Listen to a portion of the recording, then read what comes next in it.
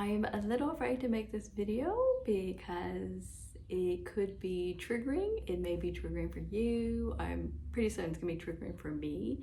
And it's not necessarily a bad thing or a negative thing, just more so that I may end up crying. So please bear with me. However, the information I am about to share with you has saved my life many times over, and I wanted to do the same thing for you. So if you are in a rough patch in your life right now and you don't know who you are and where you want to go in life, but you need some saving grace, then this is the video for you. So let's get started.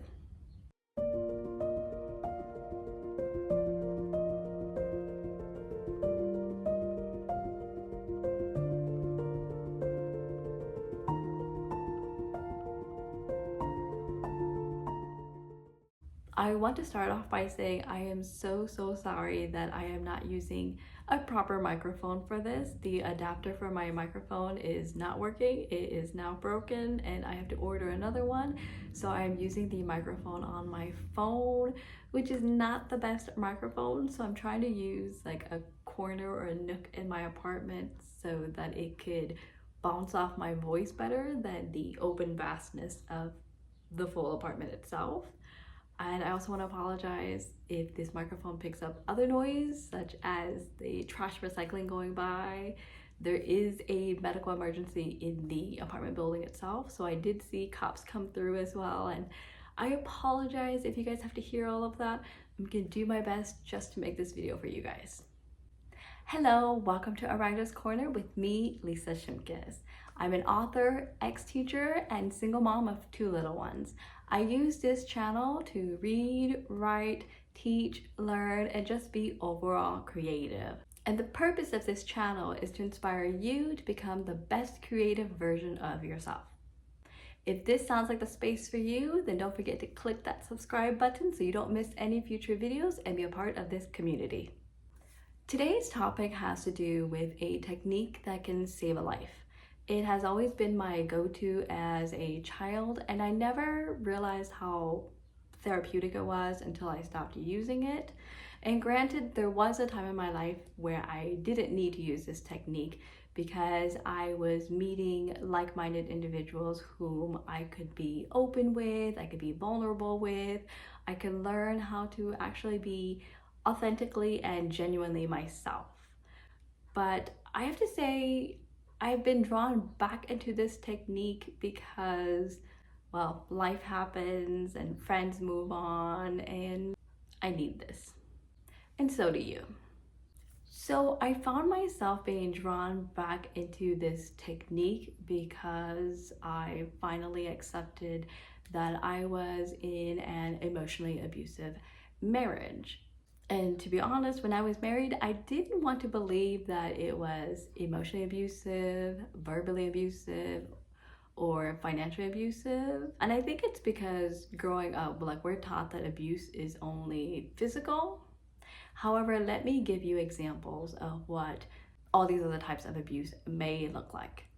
You're given the silent treatment for days to weeks and your partner doesn't talk to you. They're screaming in your face because you kindly asked them to do one small task. You're told your feelings and your emotions don't matter. You're blamed for the other person's anger issues. They're storming and raging around the house because work didn't go well for them. The heat is turned off because someone didn't pay their share of the bills. They actually can't pay any bills and you don't know where any of their money has gone. Now, I'm naming events that have happened in both my family of origin, the family I married into, and my previous marriage. And sadly, these events can also occur in your more platonic relationships, such as friendships. Back to this one technique that has saved my life many times over, and it could save yours too. This technique is writing. I've been writing since I was in 6th grade, and I mean like fiction writing, but I've also been journaling since I was in 4th grade, which is another form of writing. And little did I know that writing was therapeutic when I started it. Writing was just something that I did as a kid who was scapegoated in her own home, And sometimes my siblings wouldn't play with me because of how my mother just treated me, and my siblings didn't want to be next. So I would go into my room and just journal away my troubles and my experiences. As I got older, I started writing fiction. I started imagining myself as a fictional character and the life that she gets to live in comparison to my own reality. And I have to say that this type of writing actually helped me to keep living and survive one day at a time. Honestly, from a very young age, I had thoughts and or I didn't want to be a part of my family of origin. I always wanted to be someone else's kid because that was how I was made to feel in my own home. I felt like someone else's kid, taking care of this family that I was living with. I felt pretty much like Cinderella. So writing helped me to escape this reality where I was an unwanted child in a house full of other children, an adult child, and her enabler. I wish I could show you guys all the journals that I kept growing up because they were all very personal and also very beautiful. Some of them were decorated and some of them were just well, I bought them on clearance and on sale. However, I ended up throwing these away when I first left my family of origin and I flew far and away to gain clarity in myself and autonomy and pretty much learn about myself because I was not allowed to do this when I was growing up in my parents' house. Again, I threw all these journals away because I didn't want my family to read about these darkest, deepest times of my life. And I also didn't want them to read the stories that I was writing because these stories were very personal to me. When I left and flew across the world to a totally new country and culture, surprisingly, I didn't need to journal anymore. And this is because I was out of that toxic environment that I grew up in. I also made new friends who were just the greatest people in the world who actually showed me how to be an adult. And I was allowed to be an adult, which was amazing and scary at the same time. And I'm so grateful that I did that to myself because that also saved my life. However, I know that not many of you can leave your toxic situations because you may still be young, you may be a caretaker, you have children, there's finances that you have to figure out, and I totally get it. I was there. Therefore, I urge you to try this one technique. Do some journaling, write out a prayer, or create a fictional world that is yours alone and the life of the characters turn out the way that you want it to. Please know that you are not alone. I have been where you are, and honestly, I started this channel because I was so down and depressed in my marriage, and I returned to writing to alleviate the misery of my marriage, the reality of my marriage, sadly.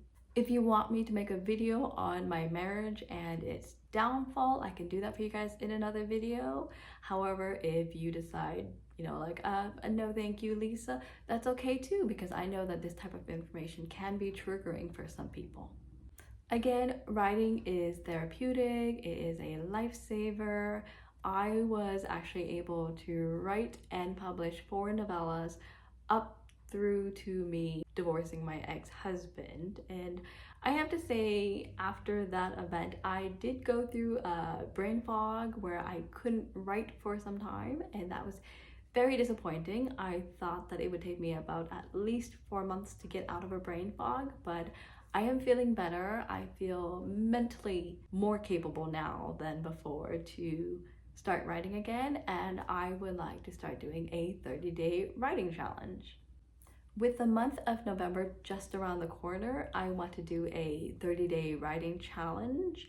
This challenge is, or was, also known as NaNoWriMo, which stands for National Novel Writing Month.